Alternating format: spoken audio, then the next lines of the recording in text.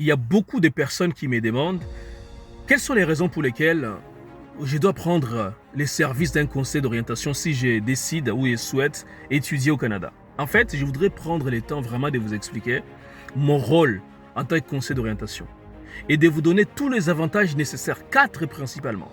Et je vous dis, à la fin de cette vidéo, vous allez comprendre à quel point c'est crucial. Et vous savez pourquoi j'ai fait cette vidéo? Parce que je me suis rendu compte que la plupart des problèmes qui arrivent à certains étudiants internationaux au Canada sont des problèmes qui sont intrinsèquement liés au choix des programmes d'études. La plupart des choix des programmes d'études sont des mauvais choix. Conséquence, les gens arrivent ici, c'est vrai, mais dès la première session, ils vont abandonner les études. Ou soit ils seront mis dehors de la faculté parce qu'ils n'ont pas atteint la note exigée. Et ça va entraîner d'autres conséquences. On va refuser de renouveler leurs documents d'immigration, ils vont perdre leur emploi, ne pourront plus aussi renouveler leur permis d'études et finalement, la plupart se sentent obligés de quitter les territoires et de rentrer à la maison. Quelle honte et quelle perte de temps, quelle perte d'argent, quelle perte de ressources. Et pourtant, on aurait pu éviter ça dès le départ. Alors pourquoi prendre les services d'un conseil d'orientation? D'abord pour 4 raisons. La première, eh bien, c'est pour dresser les portraits de qui vous êtes. C'est quoi vos intérêts à vous, vos valeurs, vos aptitudes, vos compétences? Quels sont vos points forts, vos points faibles?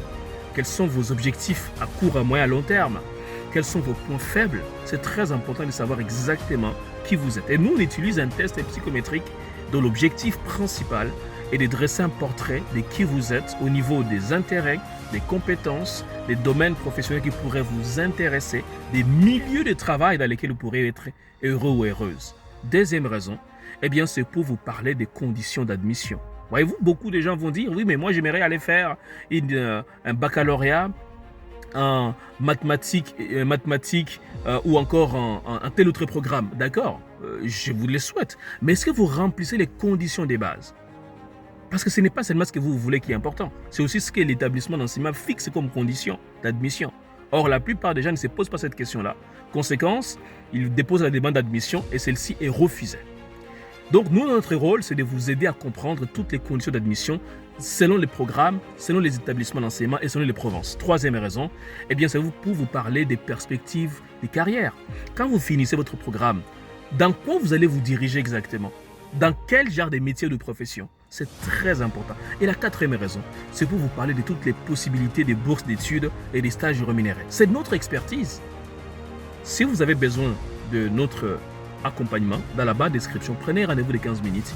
Il me fera plaisir de vous accompagner. À bientôt. www.etudie.ca. Mais en attendant, abonnez-vous à la chaîne. À très bientôt.